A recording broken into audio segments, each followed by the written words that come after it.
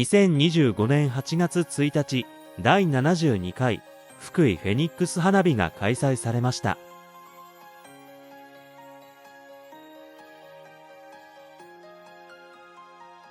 福井市最大の夏のイベント、福井フェニックス祭りの初日の夜を彩る花火、福井の夏の風物詩として親しまれており、全国でも珍しい街中で気軽に鑑賞できる花火として人気が高く、至近距離で打ち上がる花火は迫力満点。会場が JR 福井駅から徒歩10分圏内であることから、旅行客の方も気軽に楽しめる花火です。それではごゆっくり福井フェニックス花火をご覧ください。掛け声カウントダウン5秒前で一斉に声を高らかにして上げて5、4、3、2、1、イエ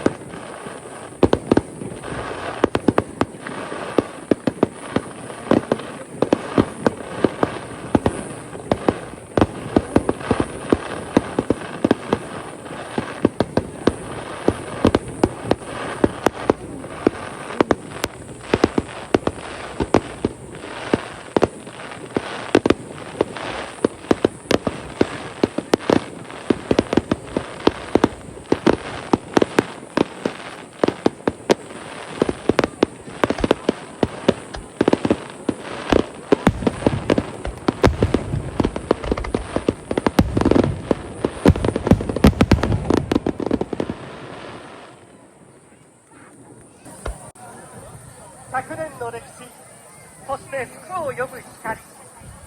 爽やかなラムネカラーとともに